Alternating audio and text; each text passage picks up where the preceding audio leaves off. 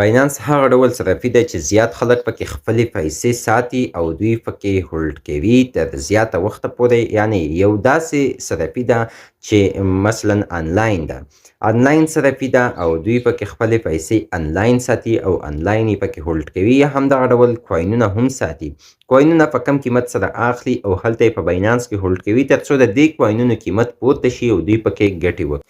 مه هېروئ چې باینانس یو له هغو اکسچینجو څخه دی چې پکې زیات کوینونه شتون لري.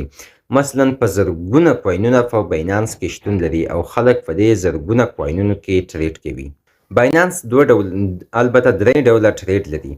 درې ډوله ټریډ، یو ته ویل کیږي سپاټ، بل ته ویل کیږي فیوچر او بل ته ویل کیږي کاپي ټریډینګ. فیوچر ټریډ له هغو ټریډونو څخه دی چې ته کولی شي پکې زیاته ګټه وکړې او فیوچر ټریډ پکې زرګونه او حتی په زرګونه خلک پکې کار کوي د فیوچر په ټریډ کې د ورځې، او همدغه ډول په بریلیونه مارکیټ کیپ لري د ورځې، او یعنې په بریلیونه ډالرو سوداګانې پکې کیږي. بل ته ویل کیږي د سپاټ ریټ. سپاټ ریټ کې زیات خلک ټریډ نه کوي ځکه چې ګټه یې کمه ده. مثلا د $10 د یو کوین واخیسته، قیمت یې $1 پورته شو، تا پکې یوازې $1 وګټل. خو که د $10 د یو کوین په فیوچر کې د 10x سره واخیسته او $1 یې قیمت پورته شو، تا پکې $10 وګټل. خو که چېرته $1 قیمت راښکته شه نو تا پکې $10 تاوان کړل.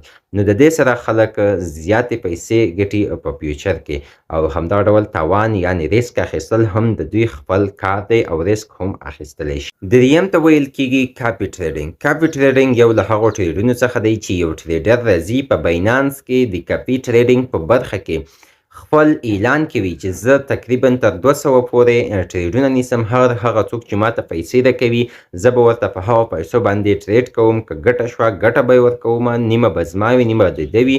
نو که تاوان شو تاوان به هم دی.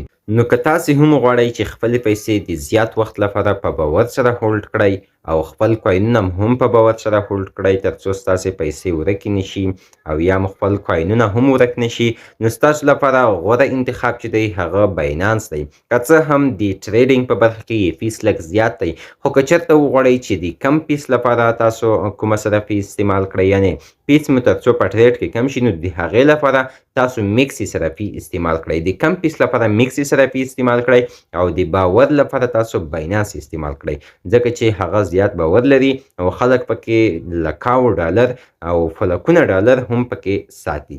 دا و زموږ د نن ورځې ویډیو. که مې ویډیو خوښه شوې وي مهرباني وکړئ زموږ د یوټیوب چینل هم درسره سبسکرایب کړئ او د زیاتو معلوماتو لپاره کمنټ وکړئ، او یا هم په ډسکریپشن کې زموږ د ټلیګرام چینل لینک هم شتون لري.